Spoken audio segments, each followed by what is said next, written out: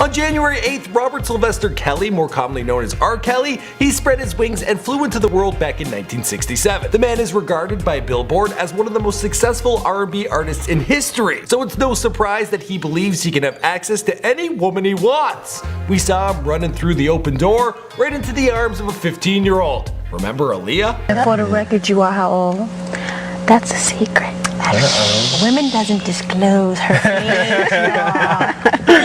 Keeping it under wraps. Even with the crappy quality, you can still feel the awkwardness from here. Still didn't stop me from taking a role as an extra in the made-for-TV movie about Aaliyah. True story.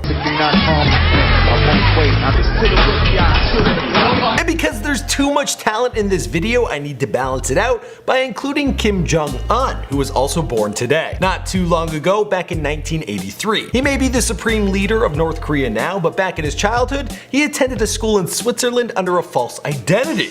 Even Kim Jong-un is embarrassed to be Kim Jong-un. Nice to meet you, my name Kim. Heard some actor Americans made a movie about me, James Franco and Seth Rogen. What's going on, guys? If today is your birthday, I want to wish you a happy one. My name is Michael McCrudden, and we're going to tell you everything that is important about this beautiful day, January 8th. If you know anyone who is celebrating their birthday today, please send this video their way, either via YouTube, Twitter, or Facebook, which does a great job at telling you which of your friends are celebrating today. For any Instagram viewers, be sure to tag them as well. Alright, let's roll into everything January 8th. I wanted to give you something to remember me by, and I know you've always had your eye on this photo of Elvis and me. He was so good to his mother, sir. Yes, but I couldn't understand a word that man said. Today in history was a big day for the music industry. The king of rock and roll was born on this day back in 1935, Elvis Presley. Although 40% of Elvis's music sales were outside of North America, and his name was known worldwide, he actually never held a performance outside of the States, despite a few concerts in good old Canada. My mom loved him. And his mama cried. Despite this, he had a lasting impact on the music industry, and his influence went beyond just music. Now if you want to know more about Elvis Presley, we have made both a Before They Were Dead and an After They Were Dead video. You should check those out. He grew up poor. Some would say he grew up in the ghetto. Now his father Vernon worked a long string of odd jobs, and the family relied on government food assistance and help from neighbors to get by. Another titan of the music industry was born this day, David Bowie, in 1947.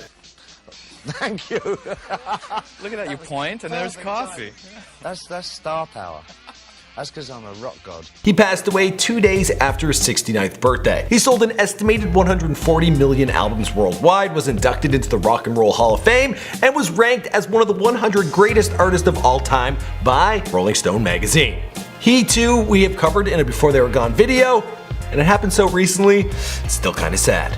David came to the conclusion that his stage name, Davy Jones, could get him confused with Davy Jones from the Monkees. It was then he decided to change his last name to Bowie after a popular brand of knife at the time. So he went out as David Bowie. He released a solo album, but still, nothing caught on. This is a big day for B-Days. Even Stephen Hawking was born on this day. Now let's talk about what has gone down on this day in history. In 1958, a 14-year-old boy by the name of Bobby Fischer became the first winner of the United States Chess Championship. What he did not win was the virginity of any girls that year, or maybe ever. I'm sure he got checkmate with at least one. In 1978, Harvey Milk became the first openly gay man to be elected to public office in California. This paved the road for the LGBT community, as well as left us with a pretty awesome movie. Sean Penn, he never fails to disappoint. My name is Harvey Milk, and I'm here to recruit you.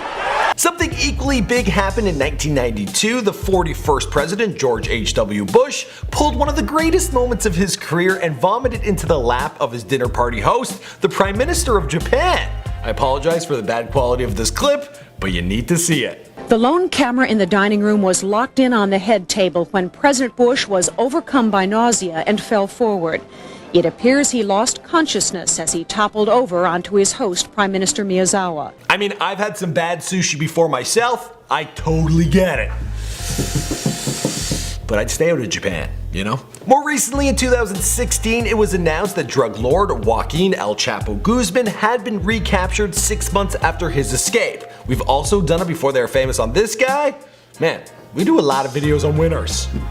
Or losers. You know. Important important people, you know what I mean? Alright guys, that's all I got for you this one. We will see you tomorrow. Be sure to share this video on Facebook with any of your friends who are celebrating their birthdays today. Also tag them and share it on Instagram or YouTube. When it's someone's birthday, you know, they really appreciate getting that extra love. So this video is a great way to do it. I'll see you guys in the next one.